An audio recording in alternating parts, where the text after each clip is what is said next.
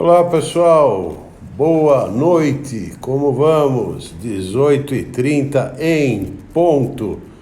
Estamos começando mais um Era Uma Vez, com a participação de vocês na escolha do tema. Essa semana recebi uma série de mensagens pedindo que a gente continuasse na área dos molhos, mas dessa vez com os molhos processados, os molhos que são vendidos. E confesso a vocês que achei interessantíssima a ideia e vamos seguir nela então hoje. Enquanto o pessoal vai entrando, eu vou fazendo os ajustes aqui. Bem-vindos aos que estão chegando. E já vamos começar a nossa live com os molhos processados, os molhos que a gente compra prontos e como a gente os utiliza. Certo? Olá, pessoal dos Judeus Veganos, Sussu, Lúcia Gelman, Giba, bem-vindos, um prazer tê-los aqui. Já vamos começar, é um minutinho só um segundinho enquanto eu faço os acertinhos aqui para a gente começar com tudo. Enquanto isso, eu vou explicando o que rola. Esse aqui é o Era Uma Vez. O Era Uma Vez é o nosso lugar de contar histórias para adulto, como sempre, toda quarta-feira, 18h30. Terminando isso aqui, terminando a nossa live, o que eu faço? Eu publico a lista de ingredientes e utensílios para que todo mundo possa participar do Nós na Cozinha no domingo. E aí a gente vai seguindo com quarta e domingo. Sempre que vocês tiverem vontade ou quiserem ver algo, www.brenolerner.com.br, tá tudo lá. Essas lives estão gravadas lá. O meu canal no YouTube com mais de 150 receitas. O podcast onde eu conto historinhas divertidas e bem curtinhas, enfim, tudo que você... O blog onde eu vou publicar as receitas de que vamos falar hoje e onde estão publicadas as receitas de outras lives, assim como artigos interessantes, histórias interessantes, enfim. É um portal onde qualquer pessoa interessada em culinária e gastronomia vai encontrar o que procura e tenho a impressão que vai se divertir muito. Então, já podemos começar. Nesse meio tempo, vou repetindo. Falamos de molhos a semana passada e... Oi, Elô, como vai? E mais gente entrou aqui, a Ana de Dallas, a Zélia entrou, a Ana, Carol, João, Ketchup Strumpf e Ateliê Culinário. Puxa, quanta gente bacana aqui conosco. Acho que podemos começar então. Jair, mestre Jair, Laura, bem-vindos. Então vamos lá. Quero falar para vocês, vamos começar com o primeiro molho engarrafado que foi vendido na história da humanidade. Alguém reconhece esse molho aqui? Paula, como vai? Bem-vinda. Alguém reconhece essa ânfora romana? Essa ânfora romana diz aqui que o conteúdo desta ânfora foi uma produção de Aulio Umbrício Escaurus. E ela continha garum. O que é o garum? Na verdade, foi o primeiro, como falei, foi o primeiro molho industrializado distribuído por aí. Ele já era utilizado na Fenícia, na Grécia, mas quem levou isso ao state of the art foram os romanos. Ele era feito de vísceras, sangue e miúdos de peixe. Isso tudo fermentava com um pouco de sal entre 48 horas a até um mês. Algumas vezes eles aqueciam, né, para diminuir o tempo de fermentação, era filtrado, os detritos eram doados à população pobre para que eles temperassem a sua comida e o molho era utilizado. Obviamente os romanos ainda não sabiam o que era o umami, mas eles percebiam que esse produto fermentado acrescentava... Oi, Dani, bem-vinda, que prazer em te ver aqui. Esse produto acrescentava um sabor incrível à comida deles. Como até hoje o descendente dele, que nós vamos falar logo a seguir, o molho de peixe, faz o mesmo efeito, né? Pelo mau cheiro que ele exalava, ele tinha que ser produzido longe das cidades. Feig, bem-vinda, como vai? Aliás, bem longe das cidades. E, em realidade, o maior centro produtor de garum ou liquamen, garum e liquamen não são exatamente a mesma coisa. O liquamen era também um molho de peixe fermentado, só que não usava vísceras e usava pedaços de peixe mais nobre. Seja como for, o grande centro de produção era a Península Ibérica. Na verdade, o garum mais famoso vinha da cidade de Cartagena, onde hoje é a Espanha. E a gente achou, quer dizer, a gente não achou nada, mas o pessoal achou em escavações uma fábrica de garum na Espanha. Olhem aqui os tanques de fermentação, né? E vocês podem ter uma ideia. Olha só, Cuecas na Cozinha, um super blog de culinária e gastronomia. Que prazer tê-lo aqui, que delícia contar com vocês aqui, com você aqui. E para que vocês tenham uma ideia, um tanque de garum tinha esse aspecto aqui. Isso depois é prensado e filtrado, claro, mas a fabricação. E um poeta romano fez um poema sobre a fabricação do garum, que eu vou mostrar para vocês aqui. Está traduzido e acertado na Receita de Garum de Marcos Valério Marcial. Use peixes gordos, tais como sardinhas e cavala, que devem ser adicionados numa porção de 1/3 entranhas de vários peixes. Ou seja, 1/3 de peixes para 2/3 de água. Você tem que ter um banho com a capacidade de 30 litros. Na parte inferior do tanque, fazer uma outra camada de ervas secas e picantes, como aneto, coentro, erva doce, aipo, hortelã, pimenta, açafrão e orégano. Aí você coloca as vísceras e pequenos peixes inteiros, enquanto os maiores devem ser cortados em pedaços pequenos. Espalhe uma camada da espessura de sal, de 2 dedos de sal. Vai repetindo as camadas até o rebordo. Deixe descansar por 60 dias.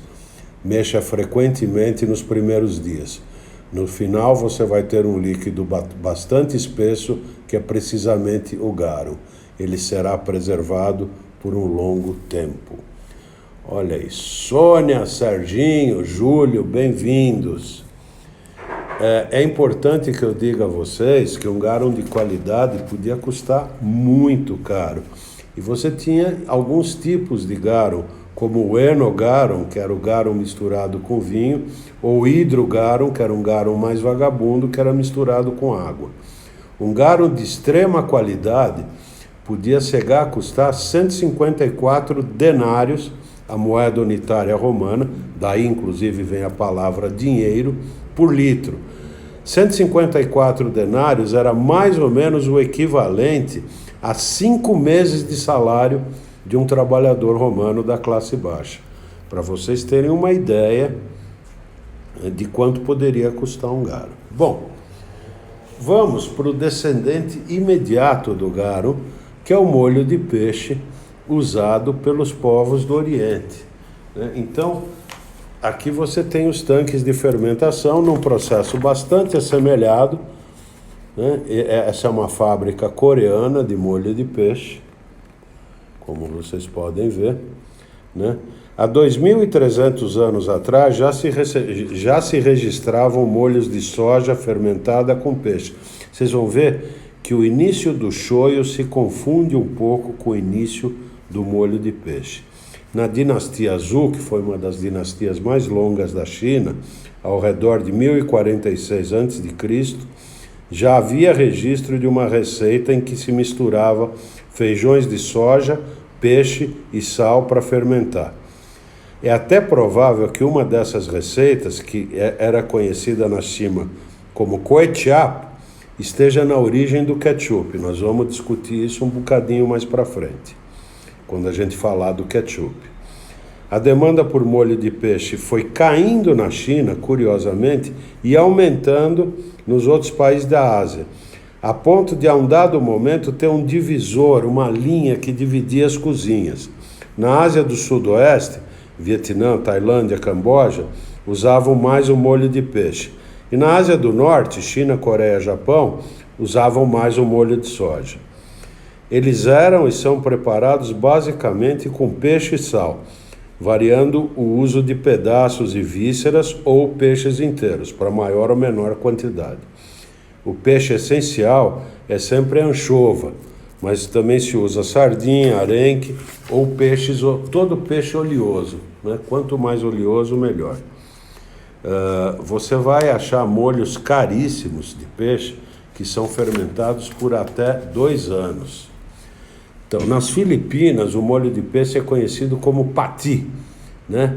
E é feito com uma mistura de peixes fermentados, crio. Crio é aquele camarãozinho microscópico que alimenta um monte de peixes, e ostras fermentadas.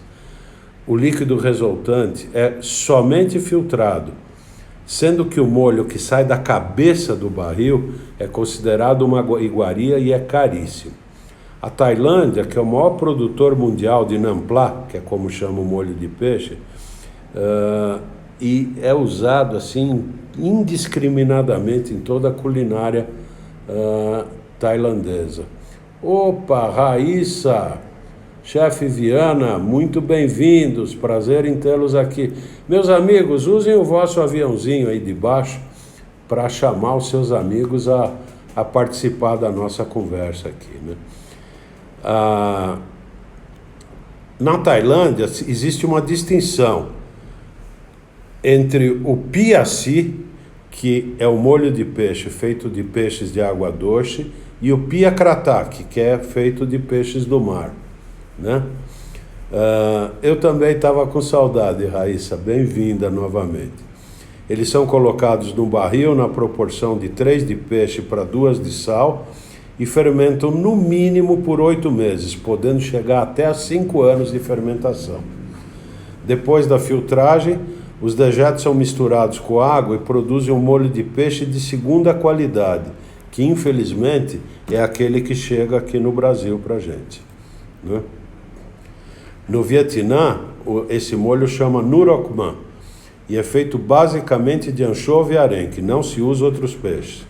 Não é permitido nenhum tipo de aditivo, nenhum tipo de açúcar, é um dos molhos mais puros que se conhece.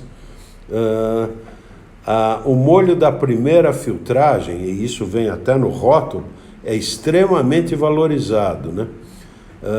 Não preciso dizer que não existe salada de papaya verde, não existe conserva vietnamita que não leve o nuroc man. E na Coreia é o eojang. Na verdade, ele está substituindo cada vez mais o molho de soja e é ingrediente essencial do kimchi. Aqui eu fotografei os 3 molhos. Vocês veem aqui, primeiramente, o vietnamita, o tailandês e o coreano, para que vocês tenham uma ideia. Esses 3 são encontrados no Brasil. Vocês podem encontrar lá na Liberdade, numa série de lojinhas. Lembram que eu citei até alguns armazéns que tinham produtos tailandeses? Vocês vão encontrar esses 3 bichinhos por lá. E é óbvio que a gente tem que em seguida falar do shoyu, o molho de soja. A origem dele é parecida. A raiz primeira do molho de soja é um molho chinês chamado Jiang, né? Que era na verdade era uma conserva de alimentos, né? Mas que acabava gerando o molho. Se fazia conservas de arroz, de trigo, de soja, e quando elas fermentavam totalmente, elas davam origem ao molho. Já tem registro no século III a.C. De uso de Jiang em banquetes. No Japão, os japoneses aprenderam com os chineses a fabricar o molho e inicialmente ele se chamava Rishio. Mais tarde, com a influência do budismo, que entrou no Japão no século VI, o consumo de carne foi... Oi, Alina, bem-vinda! O consumo de carne foi tornando menor e aí o Jiang de cereais da China foi introduzido no período Nara japonês e foi cada vez mais incentivado, né?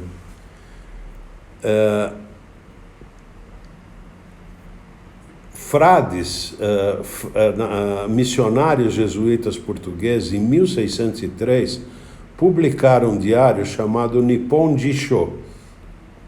E nesse diário, a variedade tamari do shoyu já era citada.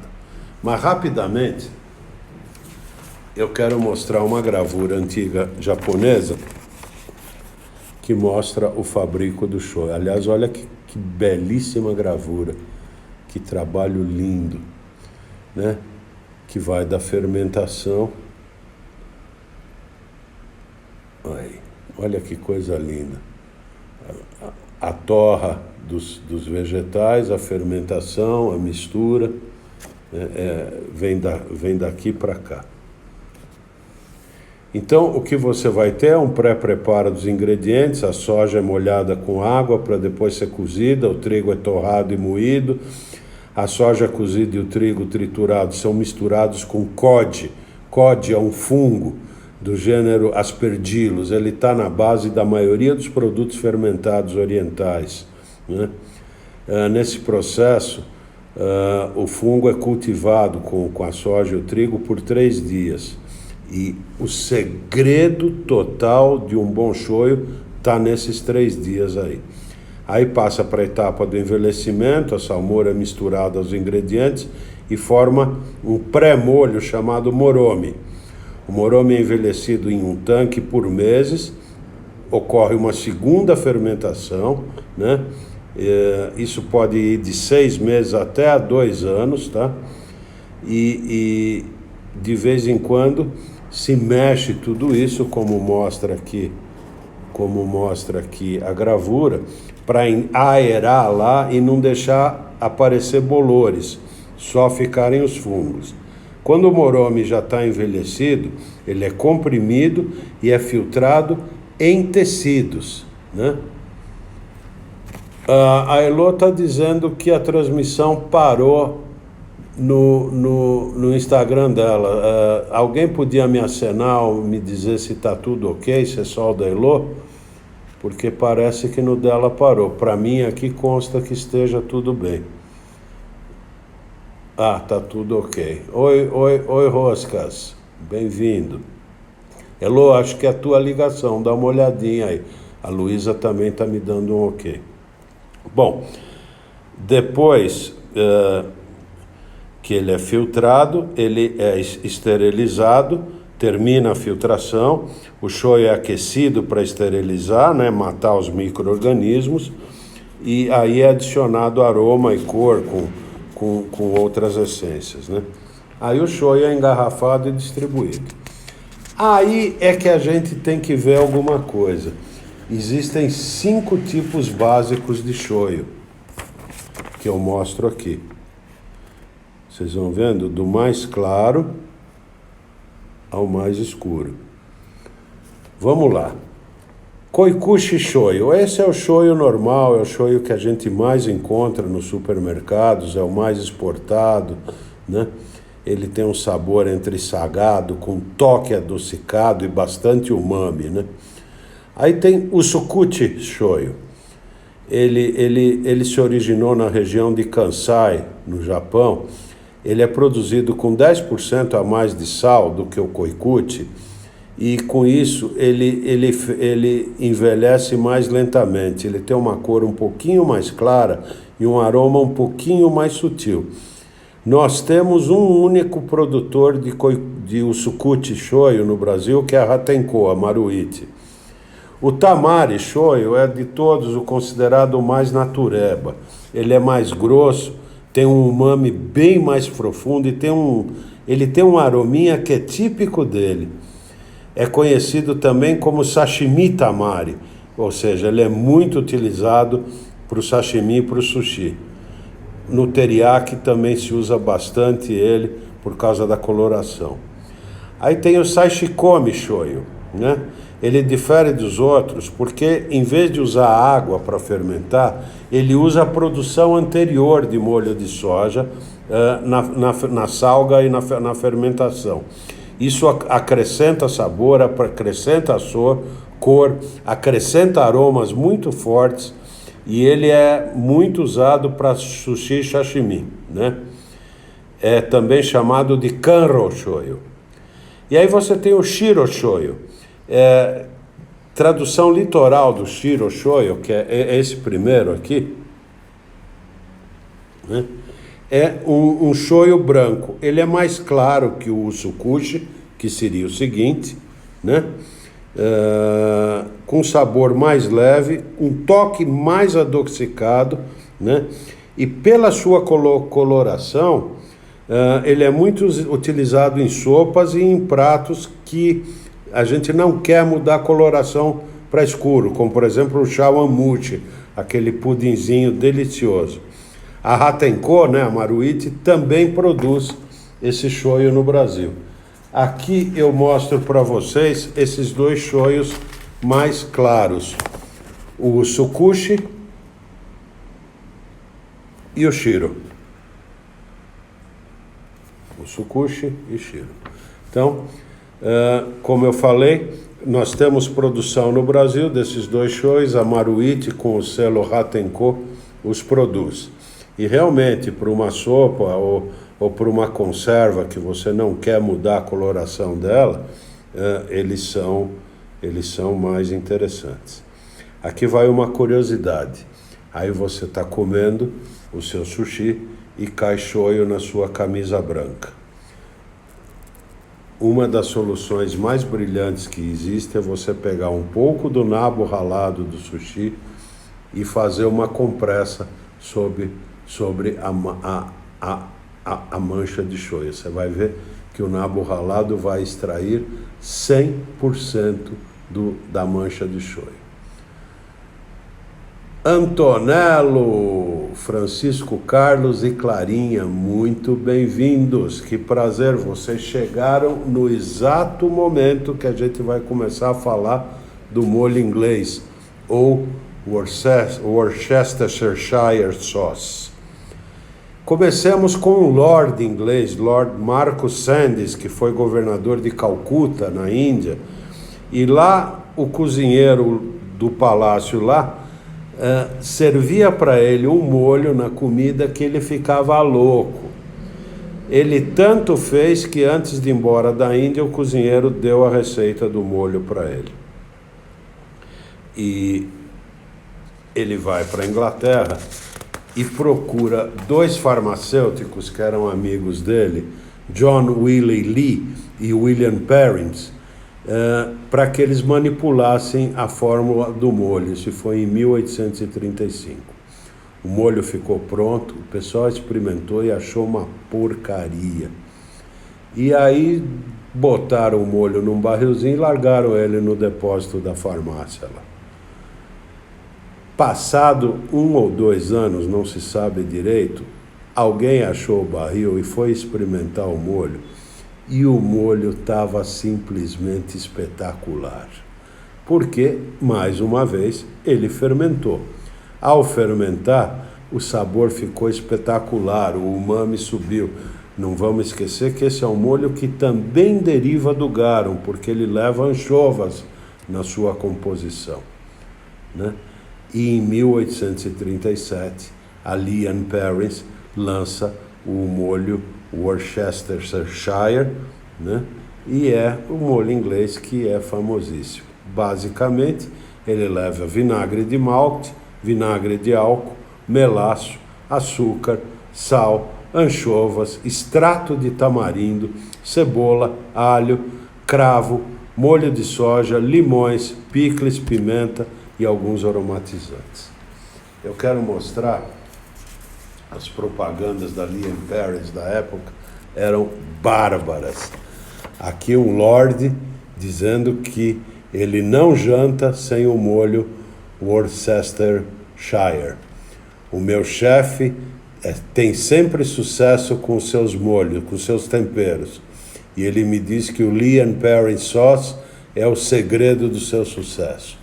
E aí ele diz que ele usa isso em carnes assadas, em grelhados, em bifes e até um pouquinho no queijo e no Rare Bite. A receita do Rare Bite eu vou colocar lá no blog, Welsh Rare Bites. É uma receita de queijo cheddar e cerveja com um pouquinho de molho inglês que é espetacular. O molho fez tanto sucesso, mas tanto sucesso que começou a sair um monte de cópias dele. E a Lee Perrins foi obrigada a publicar um anúncio no jornal dizendo que eles estavam mudando o rótulo e pondo a assinatura do seu Lee e do seu Perrins para que todo mundo soubesse qual era o molho original. E para que não houvesse dúvida nenhuma, aqui está a embalagem do Lee Perrins, como ele vinha antigamente, embrulhadinho em papel, a receita original e, teoricamente, um pouquinho daquele molho de 1837, que é guardado na Lee Perrins às 7 chaves. No Brasil, a fabricação do molho inglês usa outros ingredientes, usa açúcar mascavo, alho, cebola, cenoura, corante de caramelo, extrato de carne, molho de soja, pimenta, salsa, salsão. Eu acho que os dois molhos um pouquinho mais parecidos com o Lee Perrins, mas que não chegam perto dele, são o da Hammer e o da Jimmy, especialmente o da Hammer, são um pouco mais parecido. Edições Tapioca, falamos tanto de molhos fermentados aqui, a Edições Tapioca, que acaba de se juntar a nós, tem um verdadeiro manual, um compêndio geral de fermentação. Para aqueles que se interessarem por esse assunto, eu recomendo muito. E é claro que se estamos falando de molho, temos que falar da nossa querida mostarda e os seus diversos tipos de mostarda. Olha que beleza. Olha que maravilha. A gente sabe que tínhamos plantação de mostarda por volta de 1850 a.C. Os romanos misturavam suco de uva, ou mosto, ou must em latim, com as sementes de mostarda, que eram chamadas de sinapes, para fazer um molho que eles chamavam de must ardens, um mosto ardente. E daí fica claro de onde vem o nome do nosso condimento. Lá pelo ano de 1290, na região de Dijon, na França, já havia uma produção diferenciada de mostarda. E o grande segredo era que se moía os grãos de mostarda em moinhos de pedra que eram usados para fazer farinha. Quando eles começaram a fazer isso, a mostarda de Dijon começou a ser diferente. Mas, na verdade, só em 1856, quando um fulano chamado Jean Ayon substituiu o vinagre por verjus. Verjus é o suco de uva verde, é um suco amargo, não maduro. Foi que a mostarda de Dijon assumiu o sabor que ela tem. Na Inglaterra o condimento era seco, uma mistura é gozada, se fazia uma bola de grãos de mostarda, farinha, canela, aí se umedecia essa bola e se usava, né? Oi, Carol, bem-vinda, como vai? Aparentemente, a primeira vez que alguém pôs um molho de mostarda em cima de um cachorro-quente foi na Feira Mundial de St. Louis, em 1904. Foi a primeira vez que este sanduíche e este molho se encontraram. Mestre Carlinhos dos Pães, como vai? Muito bem-vindo, que prazer tê-lo aqui. As duas grandes escolas de mostarda são a francesa e a alemã. Eu quero estabelecer algumas diferenças aqui com vocês. A mostarda alemã utiliza semente de mostarda escura e amarela. Elas são moídas juntamente com a casca. As sementes são misturadas com água, vinagre e sal na seguinte proporção: 24% de semente amarela, 6% de escura, 3% de sal, 13% de vinagre, 53% de água e 1% de outros condimentos. Na mostarda francesa, como eu expliquei, toda a casca é retirada, a semente escura é que dá um sabor picante, e a proporção é outra: 32% de semente amarela, 10% de escura, 3% de sal, 7% de vinagre, 45% de água e 3% de outros condimentos. Para mim, se a gente for falar do condimento, hoje eu faço mostarda em casa. Para mim, a melhor mostarda que jamais existiu, ainda existe, é a Savora, a inglesa Savora, que pertence a Coleman's. Ela foi criada em 1899 e é um condimento feito com 11 diferentes temperos.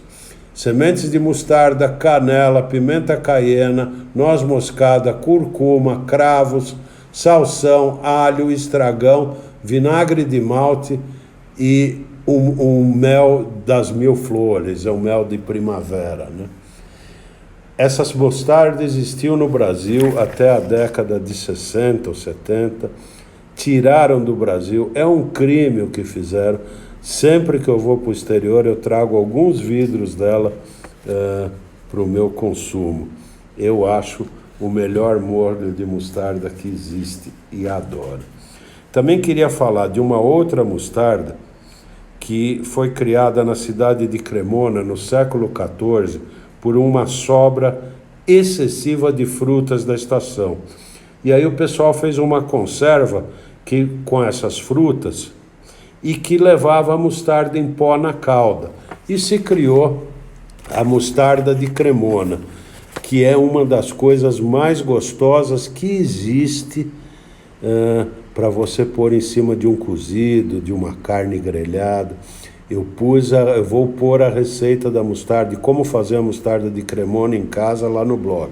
Assim como já falei de outras receitas, na parte do molho de peixe eu vou pôr 2 receitas muito interessantes. E é óbvio, se a gente fala de mostarda, a gente tem que falar do companheiro inseparável. Ana Maria, bem-vinda! A gente tem que falar do companheiro inseparável da mostarda, que é o ketchup, que tem vida própria, mas é um companheiro da mostarda. A origem dele também é chinesa. Ele chegou no Ocidente através da Malásia.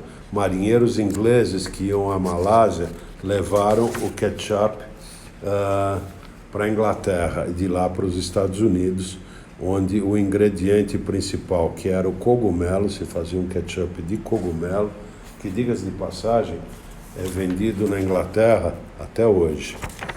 Esse é a receita. Opa, deu uma caidinha. Essa é a receita original do ketchup de cogumelo, né? Como eu falei, desculpem as quedas. Como eu falei, a origem dele está lá na cultura chinesa, com molho de peixe, se chamava ketchup. Na Malásia, uma outra versão tem o nome de ketchup, que significa gosto. Aí foi para os Estados Unidos e tal. Em 1837, o fazendeiro Jonas Yerkes tem uma super safra de tomates e resolve substituir o cogumelo por uma mistura de tomate, alho e cebola. Em 1876, baseada no sucesso do seu Jonas, a Heinz lança a marca dela de ketchup. E aqui a gente tem alguns exemplares, olha, que vão de 1880 a 1905, 94, 90, assim, todas as ketchups Heinz, enfim, que é a mais vendida do mundo. Aqui no Brasil, de um tempinho para cá, nós temos uma empresa chamada Strumpf, que fabrica uma linha de ketchups e mostardas irretocáveis. São produtos de primeiríssima qualidade. O ketchup rústico deles é uma coisa deliciosa. O ketchup defumado do Strumpf é do outro mundo. E recentemente eles lançaram também a linha de mostardas. Óbvio que pela qualidade que tem, ele custa um troquinho a mais que a média do mercado, mas eu garanto a vocês, são produtos da mais alta qualidade, são produtos que vale a pena experimentar. Então acho que agora nós estamos bem nessa área aqui. Ainda não chegaram, a mostarda deles ainda não é tão gostosa quanto a da Savora, pelo menos para o meu gosto, mas é excelente. Tá aqui. E, claro, temos que terminar a trinca falando da maionese. Olha, tem pelo menos 5 teorias confirmadas sobre a origem da maionese, que é considerada o molho dos molhos. A mais popular diz que em 28 de julho de 1756, no cerco à cidade de Le Maillon, a capital da ilha de Minorca, pelas tropas do poderosíssimo Duque Richelieu. Na noite anterior ao cerco, não se podia acender fogo, né? Para não denunciar a presença da tropa que ia cercar a cidade. Então o cozinheiro fez um molho frio, misturando azeite e ovos. Há até quem diga que o próprio Duque participou da invenção, porque ele gostava de cozinhar, era gourmet.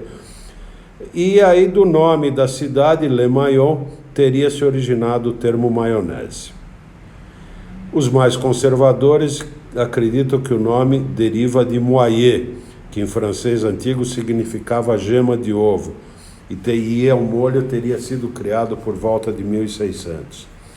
O grande Carême, como eu sempre falo, a gente não pode falar de história da gastronomia sem passar por Carême Escoffier, o cozinheiro dos reis e o rei dos cozinheiros, afirmava que o nome derivou do verbo manier, que quer dizer misturar, ou do seu derivado manier, que significa algo como feito à mão.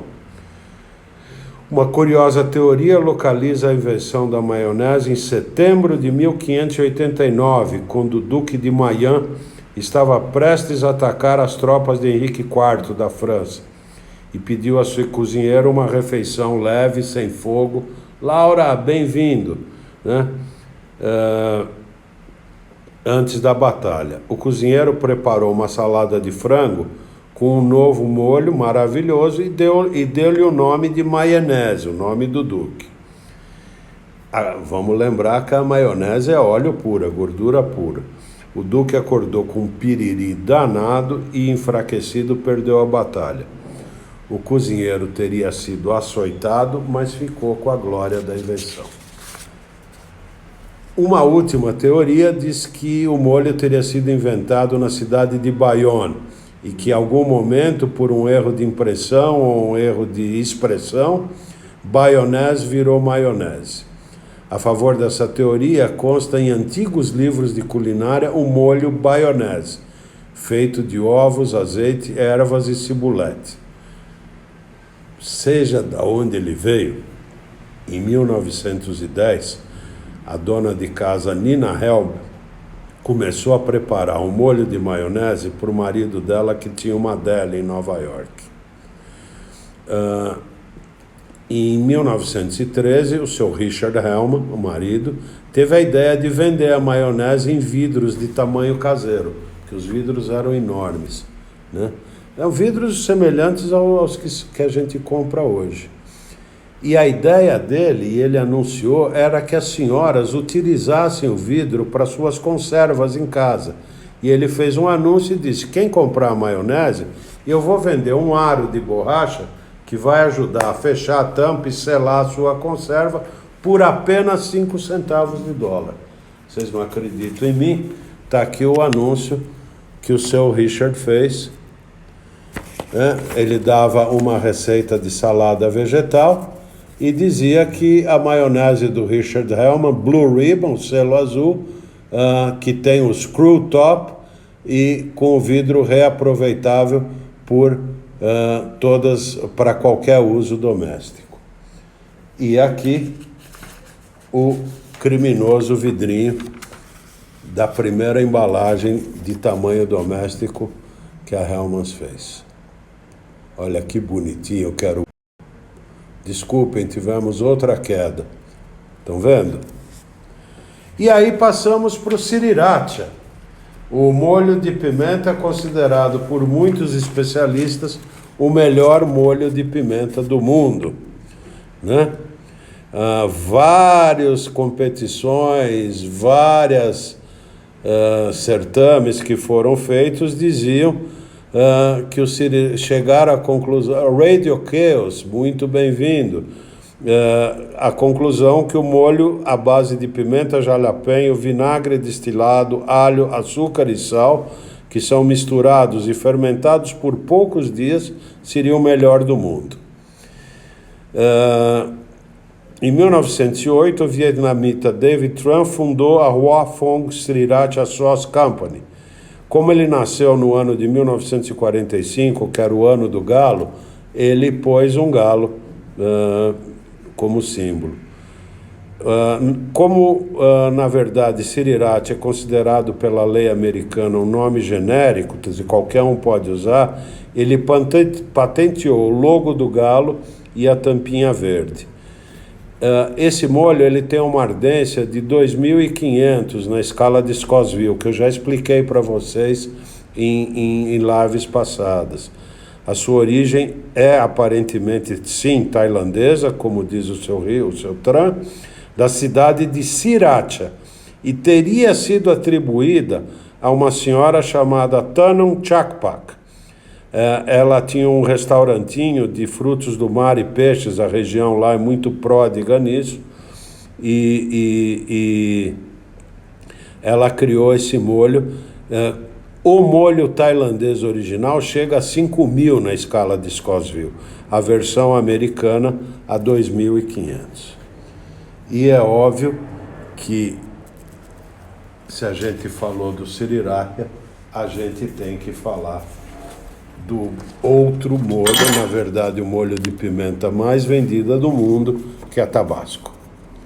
Tabasco tem uma história bonita. O molho Tabasco foi inventado em 1868 por Edmund McIlhenny, um antigo banqueiro que nasceu em Maryland, mudou para o estado da Louisiana, foi sucedido pelo seu filho mais velho, John Avery, que expandiu o negócio.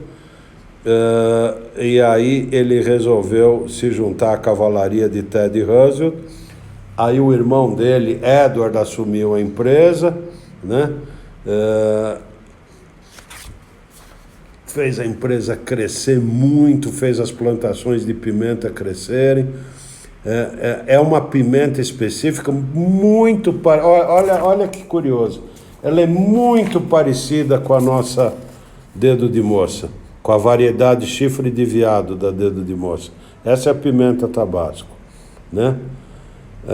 Elas são misturadas com vinagre e sal só, são maceradas em barris de carvalho americano por 3 anos na ilha de Avery, que fica em Louisiana. O molho é vendido em mais de 160 países, sendo embalado em 22 línguas diferentes ou dialetos.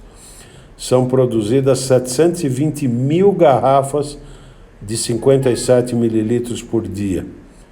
Existem garrafas que vão desde as mais comuns de 57 mililitros até as de 3,7 litros, que é um galão americano, né? Que são usadas pelo food service. E até as miniaturas de 3,7 mililitros. Tem uma ardência de 3.000 na escala de Scoville. Aqui a gente vê os vários produtos da Tabasco e a sua ardência na escala de Scoville. Né? Que vai do habanero, que tem 7.000, né? Essa verde, que é muito vendida aqui no Brasil, que é a jalapeño, que tem uma ardência de 2.000, e vai indo até a Sweet and Spice. Certo? Então aqui as bichinhas.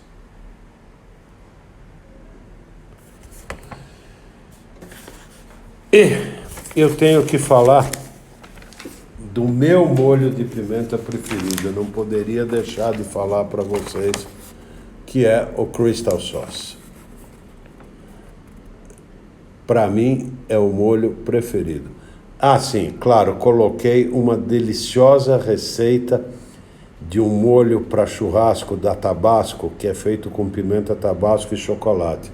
E do Crystal Sauce, eu vou colocar umas receitinhas bem interessantes também, né? Se você for em qualquer lugar do sul dos Estados Unidos, entrar num restaurante, em qualquer restaurante, 9 entre 10 restaurantes tem uma garrafa de cristal na mesa. É o molho mais amado e mais vendido no sul, chegando a encostar nos números do Tabasco, que, diga-se de passagem, também é do sul, né? Tudo começa em 23, quando Alvy Balmer, um mecânico que era fazedor de bico, casou-se com uma rica herdeira da família Brennan. A família Brennan era e é dona de uma quantidade absurda de restaurantes e hotéis em Nova Orleans. O sogro fez um empréstimo a ele, que comprou uma fábrica de xarope para máquina de sorvete italiano. Lembra aquela máquina de sorvete italiano? Você punha o sorvete e ia tirando um conezinho, né? E a fábrica começou a ir bem, e já que ele lidava com frutas, ele começou a fazer conservas de fruta. E um belo dia, numa mudança de móveis do escritório, ele abre uma gaveta e acha uma receita de molho de pimenta. Ele experimenta preparar a receita, faz a fermentação, fica maravilhado e começa a produzir a pimenta. Eu não preciso dizer que foi o sucesso que foi. Hoje você não consegue fazer uma receita do sul dos Estados Unidos que não use o molho cristal. A família Bauman, que está na terceira geração dirigindo a fábrica, é um exemplo de industriais, um exemplo de gente boa. Durante a Segunda Guerra, 100% da produção da fábrica de conservas e lataria foi vendido para o exército americano por preços abaixo do mercado. Em 2005, o furacão Katrina destruiu completamente a fábrica. Inclusive, nessa destruição, foi-se a receita original, que era guardada num cofre na fábrica. Mas, claro, isso o pessoal já sabia como era. A família se uniu, não parou de pagar os salários dos empregados. Em um ano, reconstruiu a fábrica ampliada. Ela produz alguns milhões de litros por ano, de uma linha que já é bem vasta, como vocês veem, além de variações do molho cristal, tem steak sauce, molho inglês, enfim. A Buffalo Wings, né, o molho pra asinha de frango, que os americanos gostam tanto. E é muito gozado. Se você pergunta para um Balmer, bom, e qual é a receita secreta? Ele diz, é super simples. Pimenta malagueta maturada, vinagre e sal. Mais nada. Pronto. Simples, não é? Tranquilo. Chefe Rogério, como vai? Não pude ver sua live ontem, mas ouvi falar que foi muito boa, foi muito interessante. Vou repetir, toda terça às 9 da noite no Divã com o chefe Rogério, ele entrevista gente interessantíssima. Recomendo a vocês que assistam. Quero mudar para um molho inglês de maior sucesso na Inglaterra. HP Sauce. É um molho, ele é um ícone da culinária britânica. No ano de 2005, para que vocês tenham uma ideia, ele dominava 80% do mercado de molhos inglês. Em 1899, ele foi desenvolvido por Frederick Gibson Garton, como molho Garton, em Nottingham. O molho fez tanto sucesso que o restaurante do parlamento inglês, a House of Parliament, adotou o molho como seu molho oficial. E o Garton ficou tão honrado com isso que mudou o nome do molho para HP, a abreviação de House of Parliament. É um molho que é à base de purê de tomate com vinagre de malte, vinagre destilado, melaço, tâmara, farinha de trigo, sal, cravo e tamarindo. Na verdade, o tamarindo é o ingrediente que faz toda a diferença. Sônia, que prazer em te ver aqui, muito bem-vinda. Você chegou na hora do molho HP, o molho mais vendido da Inglaterra. O tamarindo faz toda a diferença nesse molho. A mulher do primeiro-ministro Harold Wilson, né, ele governou entre 60 e 70 a Inglaterra, declarou certa feita que se algum crime poderia ser atribuído a ele, seria o de colocar quantidades obscenas de HP sauce em tudo que comia, até nas frutas. Isso, inclusive, fez que o molho passasse a ser apelidado de Wilson Sauce, praticamente até a década de 90. E aí, a gente vai para o segundo molho, que originou-se na Inglaterra e hoje é o campeão de venda nos Estados Unidos. O A1 Sauce. Em 1824, o cozinheiro Henderson William Brand, que era cozinheiro do Palácio Real. Oi, Betty, bem-vinda. Ele era cozinheiro do Palácio Real de Jorge IV, cria um molho para acompanhar as caças que Sua Majestade trazia. Jorge IV gostava muito de caçar. O rei, quando experimentou pela primeira vez o molho que o Anderson fez para ele, disse assim: puxa, esse é um molho classe A1, primeiríssima classe. E o chefe não teve dúvida. Em 1831, ou seja, 7 anos depois, ele está fora da cozinha real com a empresa montada e lança o molho A1 para caças, carnes e peixes.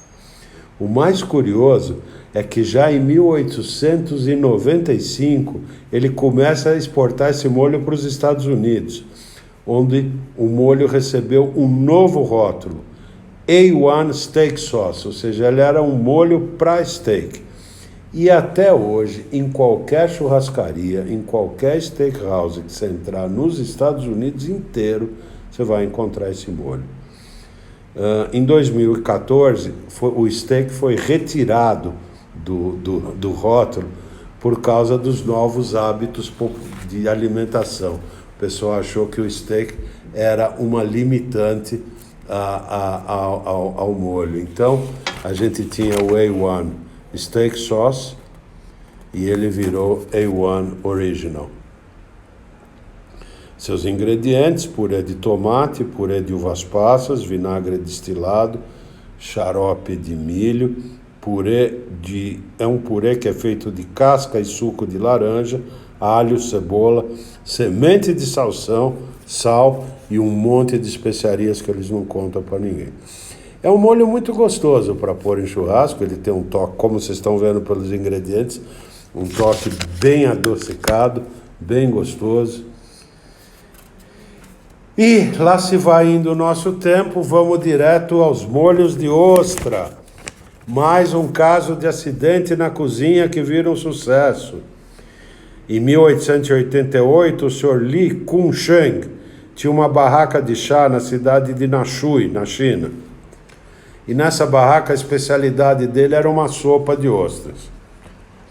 Tá ele fazendo a sua sopinha de ostra, ele se distraiu, perdeu o ponto do cozido e deixou ele secar. Quando ele vai abrir, aquilo que era uma sopinha clarinha com as ostras boiando em cima tinha virado um molho escuro com um aroma maravilhoso, né? Um molho espesso, escuro, porque as ostras se desintegraram. né? E um sabor umami absurdo. Em pouco tempo ele abriu a Lee Kum Kee, que até hoje exporta o molho de ostra e outros molhos da culinária chinesa para o mundo inteiro. Eu coloquei algumas receitas lá no blog que levam o molho de ostra, né? Infelizmente, hoje em dia, a maior parte das marcas já não usa cozer as ostras por longuíssimo tempo até elas caramelizarem e desintegrarem. Eles usam essência de ostra e caramelo para chegar na cor. E um monte de glutamato, sal e açúcar. Nos stir fry, né, naqueles alimentos que são fritos em fogo altíssimo no wok, ele é ingrediente fundamental. Os molhos da Lee Kum Kee que chegam no Brasil, o Panda e o Kung Chu, infelizmente os dois molhos já são feitos à base de essência. Eles não são mais feitos no sistema original. Para achar esses molhos a gente tem que ir para fora do Brasil. E, bom, chegamos ao fim dessa jornada de molhos industrializados. Eu espero que vocês tenham gostado. As receitas. Na cozinha com Claudinha entrou. Oi, Cláudia, você chegou no finzinho, Claudinha. Eu espero que vocês tenham gostado dessa jornada. Para cada um dos molhos que a gente colocou aqui, eu estou pondo algumas vezes mais do que uma receita lá no blog. Olha aqui, a Clarinha cresceu usando o molho Jimmy. Ela comprava na mercearia Vera. Infelizmente está acabando, pessoal. Mas as receitas estão lá no blog. Fiquem à vontade para me escrever e perguntar. Fiquem à vontade para sugerir um tema para a nossa próxima conversa. E estou aguardando vocês no domingo para a gente fazer um sanduíche mexicano, a semita, e tomar um drink delicioso mexicano chamado sangrita. São 2 copinhos, um de tequila e um de sangrita, que você vai alternando. Delicioso.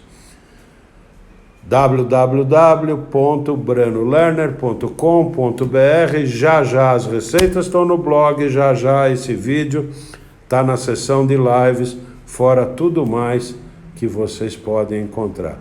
Como eu disse, fiquem à vontade para me sugerir um tema para a semana que vem. Se ninguém tiver alguma ideia, eu saio com alguma coisa interessante por aqui mesmo.